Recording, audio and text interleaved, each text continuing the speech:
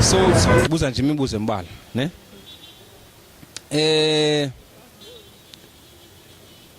ufuna uba yintoni xa umdala maniqale ku Now I want to be okay. Now I want to be firstly I want to be an optometrist, which is an eye doctor, ne?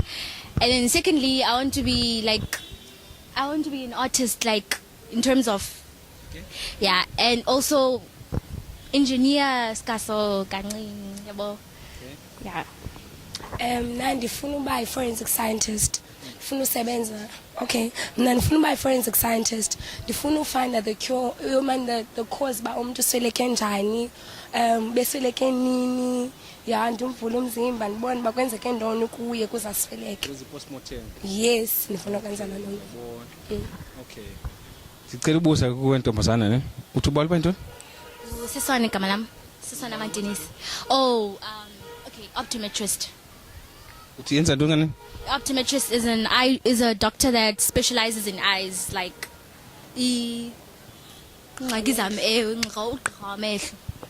Yintoni mhlambi zeziphi ezingxaki uzibonile ezibangela uba wena unqonele ukwenza uyabona i-optimist yeah. I don't know.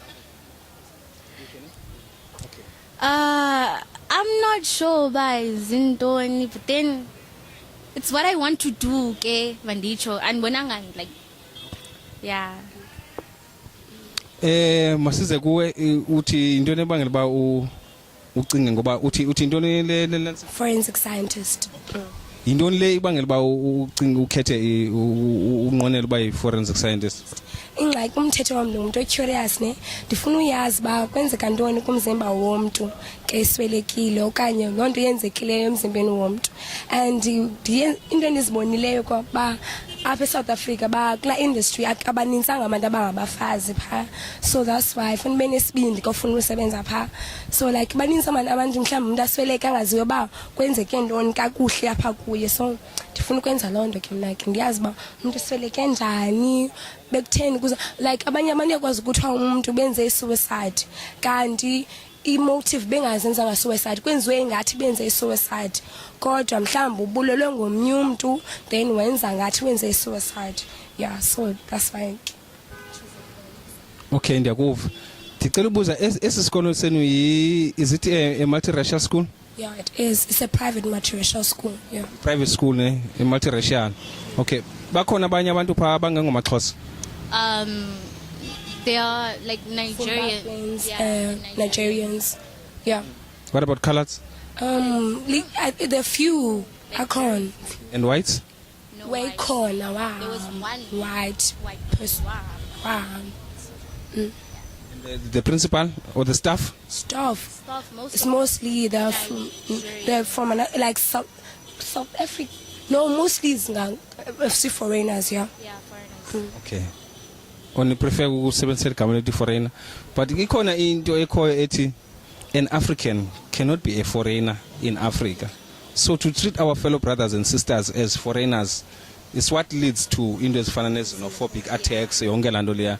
So I think enye yezinto ezifuneka sizama uziqwalasela abantwana bethu ndicela uqonda ke enye into ke ngoku ne. She's one of our administration thingies. Come here, Izana. Esikolweni? Yes. Okay. Ngeza naye sis. We're becoming famous here, Iza. Mola sis. How are you sis? Ingaba sizakwazi thina ukudevelopa side sikwazi ukhompyutha nezinye izizwe if i-education yethu siyekele ezandleni zabanye abantu?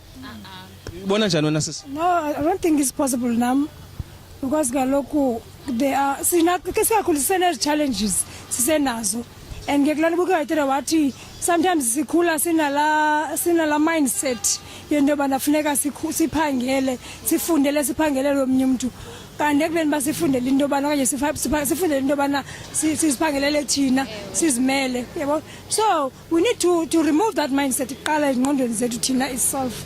And then ke ngoku mina ayami question ba ubugqibile wena icimba abantwana ndifuna ukubanceda njani ukubenzela baba develop ukuphelisa that mindset kubo mhlawumbe zezibintu enokwazi ubanceda kuzo abantwana bethu bangakhulu ngelahlobo nathi besikhule ngalo bengenayo la mindset besinayo thina. Okay man, maniphendula umbuzo wakho before ndidlule ne. The main objectives yethu as an organization is for the decolonization of our educational system. Ne? Our institutions were established as colonial institutions, ne?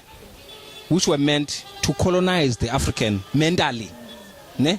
The colonial mentality lo uthetha ngayo ukuthi sinala mindset yakudala yokuba sifundele uphangela is the kind of mentality that we need to exercise. Yabona ne?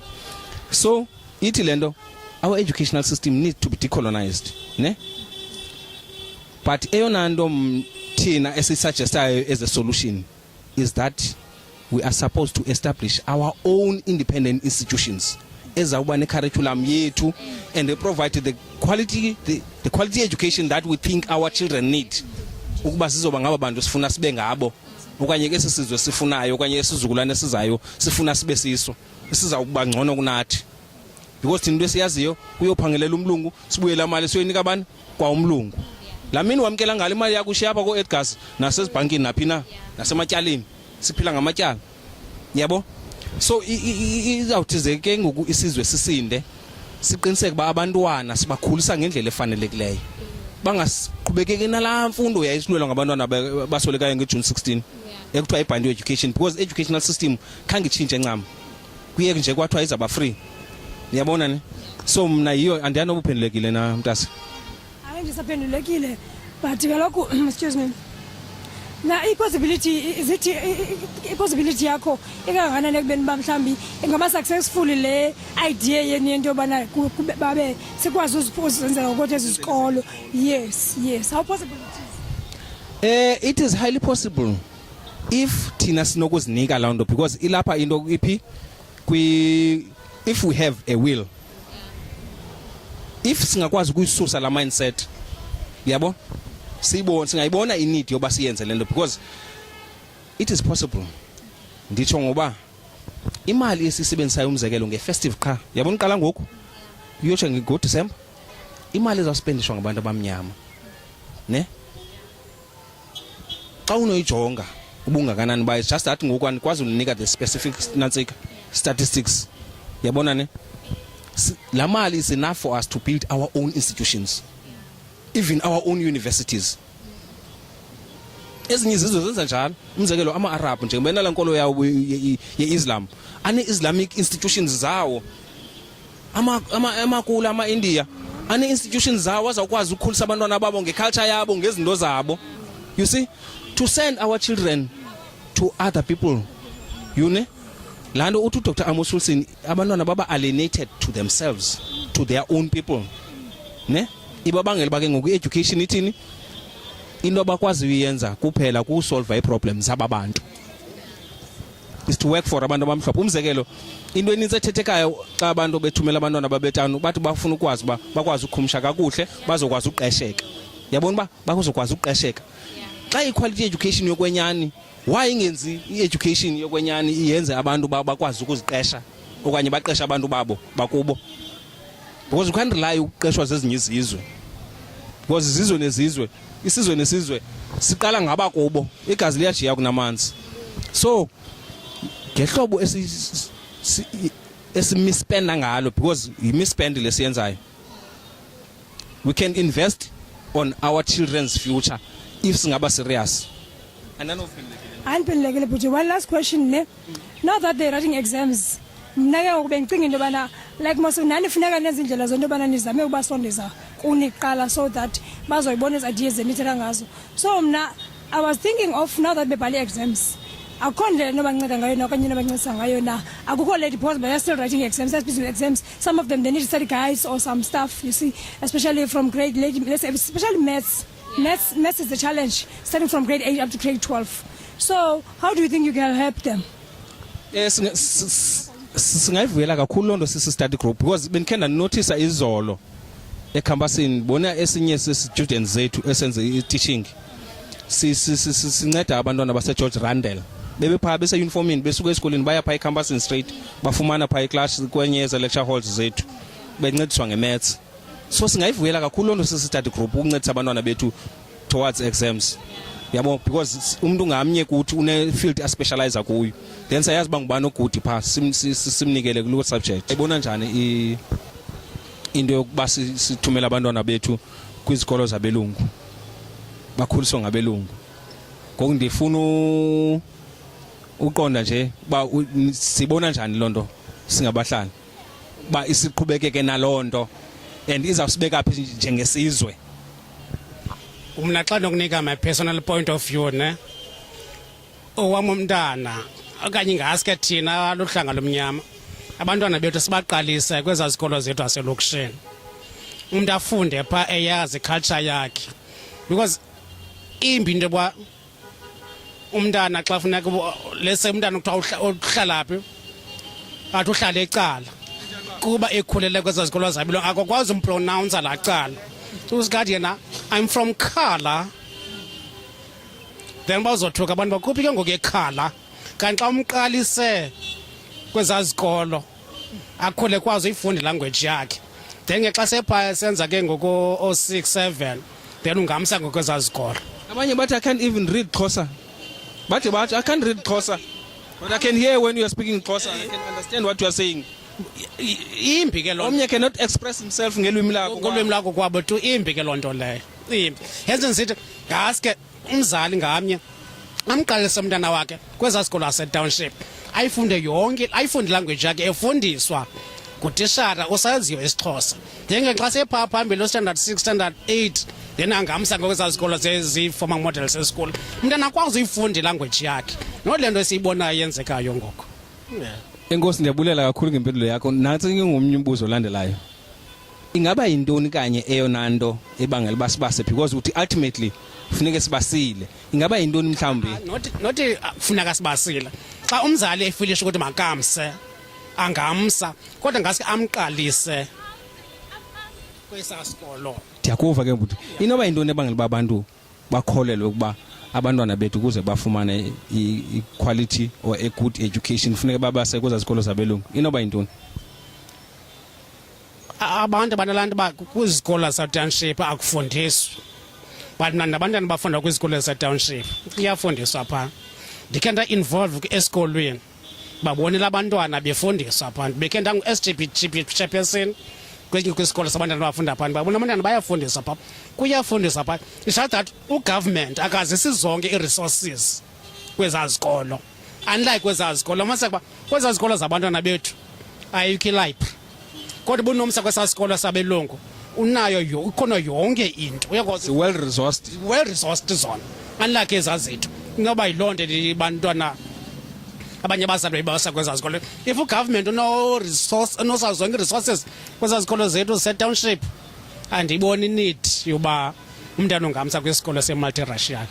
Okay, ndakuva but ingathi xa ndikuva kakuhle uthi into ebangela uba abantu base abantwana babo kwi-private schools ne is because i-public school system is failing us. The government is failing us. Yeah, i-public schools zezika-government kaloku. So i-government schools okanye i-public schools ziyasifeyila thina singabantu. Yiyo loo nto sincamela kwi-private schools. And ke ngokwenzeka uba abantu abane-private school ngabelungu. Then ufumaniseka ngoku kwezi zikolo zethu ze-township most of the time ootishara bayastrike. Andithi uba you-wrong into strike, lilungelo labo lastrike, nam ndiyastrike apho ndisebenza khona. Unlike phaa kweza zikolo ufumaniseka ezi nto bazistrikelayo zinto ezigenuine ke phofu. Ufumaniseka bastrikela endimeni khe ndazichaza kodwa i-government kwezi zikolo zethu khawuse i-resources nabafundi ke like land office must fall. Kusetsho zinqabile ezo nto ezikweza zikolo zabelungu.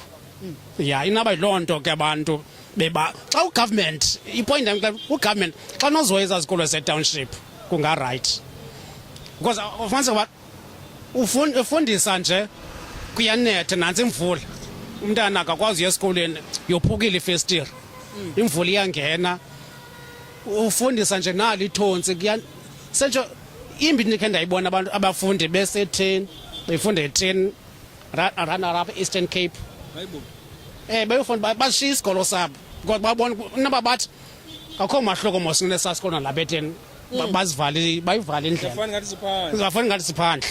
Ya So if umuntu ofeyilayo ngogovernment. Okay, ndiyakuva ke bhuti. Ndicela ubuza ke ngibuzo ogqibela nizokukhulula. Ingaba xa ujongile xa esifeyila ugovernment mhlambe singafumani into engathi uyathembisa ba le ngxaki ngayilungisa.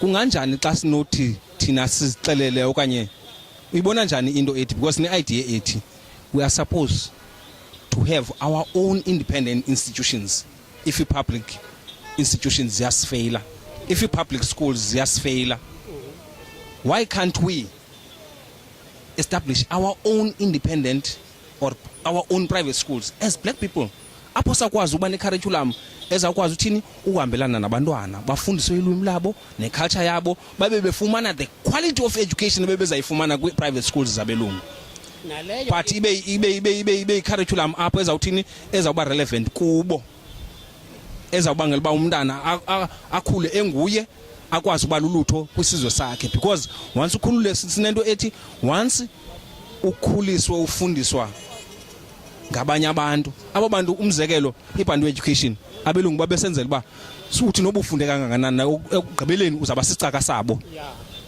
so xa sinoyithathela ezandleni zethu ke ngoku imfundo yethu senze our own independent institutions, our own independent schools, sinike abantwana bethu the quality education that sithi urhulumente uyafeyila ubanika.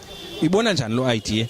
I-idea egod naleyo but uzawumaniseka uba kuthi the majority yabantwana abazali babo bangonokhitshi baphangela ezigadini so bazukwazi uyi-afford ezinye zezinto ezafuneka for la quality education.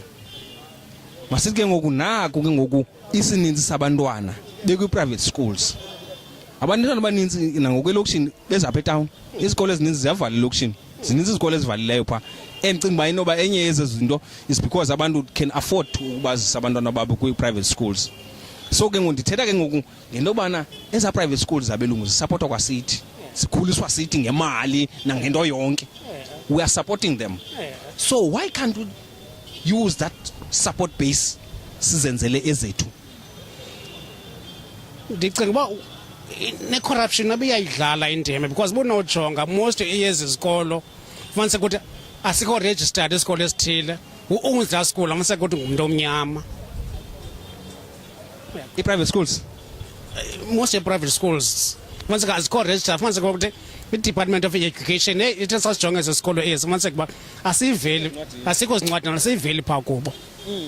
Xa ujonga ii-owners sithi bantu bamnyama sile nto xa sinoba well resourced kwathina abantu bamnyama then corruption ke siyibekele ecaleni like ii-resources zona zikhona just that azisiwa apha kumele uba ziya khona. ndicela ubuza sikhona isikolo saziyo oh okay okay hayi ke siyabulela ngexesha lakho tata inkosi kakhulu tata. Okay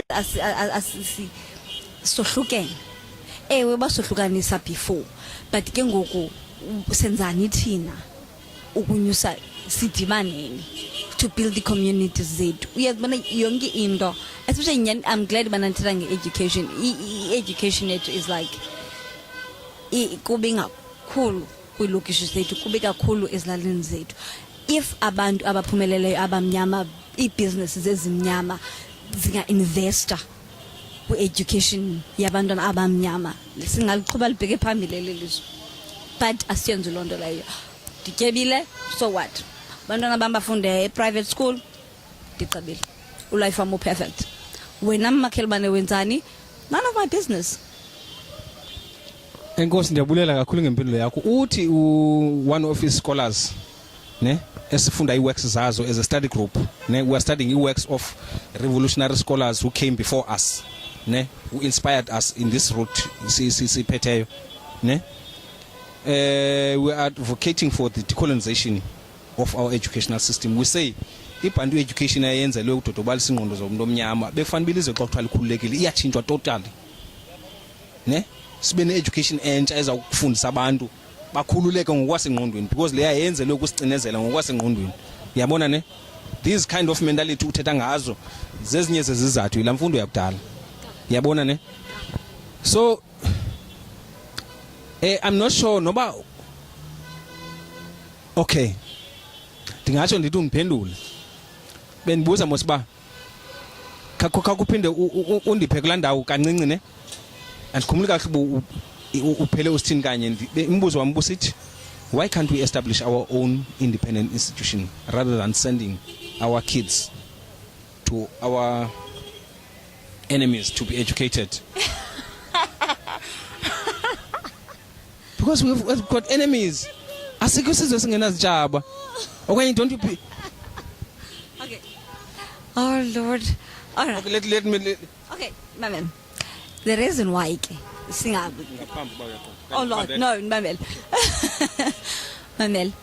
Imbangi yoba singabi nayo thina i-education system efundisa abantwana bethu ukuzimela nokuphuma kulantu bana umnyama awukwazi ucinga ewe sisusela lanto ithina singaphansi kwabelungu thina asikwazi ucinga exactly kuba thina asikwazi uzimela funeka inoba ibusiness yethu kufuneka kube umuntu nje omhlophe ubana asiqoqodise mayisuke lonto kuthi and ayizukwenzeka lonto i-education yethu seme ohlo ayizukwenzeka lonto leyo sisafundisa abantwana bethu ohlobo sibafundise into sibafundisa ngawo enye into ne uba ezobusitsho if sinobafundisa abantwana bethu ubuthina ubumnyama bethu but it ke pride apho ngobumnyama especially languages ebana nanzinye into eniphazamisayo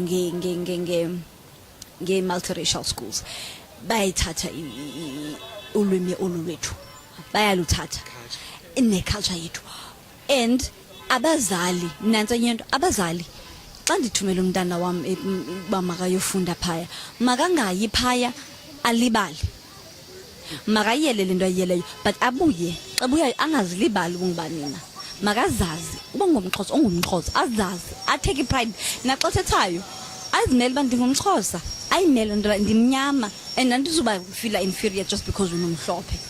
Ingaba umuntu asekhaya uyavumelana nami kwinto ethi njengoba sibona nje iba i-economy i-business and i-business and commerce isezandleni zabanye abantu lonto inento kwenza ne-education inento kwenza iyathungelana ne-education esifumeneyo because if umuntu wakufundisela uba ube sisicaka sakhe uzawufundela uphangela sithatha uba ingqondo yethu ibe limited kulana uba xa ufundile uphangelela omnye umuntu yabona ne ndiyayivuma loo nto leyo yabona ke bayidizayina kakuhle shem hayi yabona udizayina ubana basenze bana sibe ngabantu abaphangelayo abafundela uphangela yonke lento sifuna uba phansi komuntu sifuna uba phansi komuntu bayenza loo nto leyo and nangoku we still feel bana asikwazi thina uvezenzele and nanto enye edikayo emosi yabantu xa ubaxelela ubana singazenzela ezi zinto bazakuxelela uba hayi abantu abamnyama bona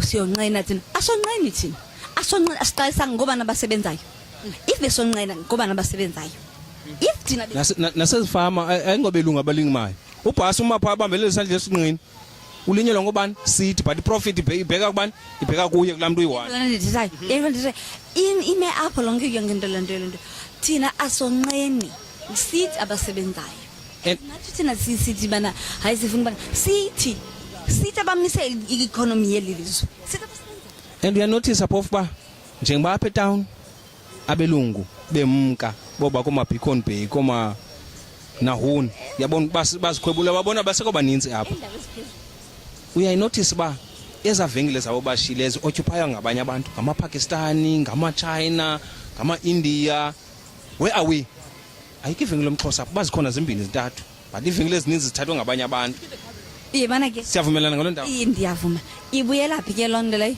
ibuyela kule nto ubana thina sizicingela kancinci sizicingela ubana hayi sizawufeyila hayi bazawuthina abantu hayi andizukwazi uyenza lento andizuzifana investors mna andizukwazi and loo nto leyo mayiphele if ufuna uqala ishishini lakho qala ishishini lakho lafela laphumelela ixhomekeke kuwe loo nto leyo funeka sizifundise loo nto uba asikwazi uxhomekeke ebantwini abamhlophe okokoko sizawuzimela nini igeneration ezayo emveni kwethu siyithini ngayo sithini sizaba sawuphela ke mos sabhlilela generations after generations siphilela ubana sibe phansi kwabo ungathi daliwe lona ingadalwanga ayidalwanga kaloku because kuze ke ngoku masibuyele pha kule yakhe ngoku before ndikhulule ne ingaba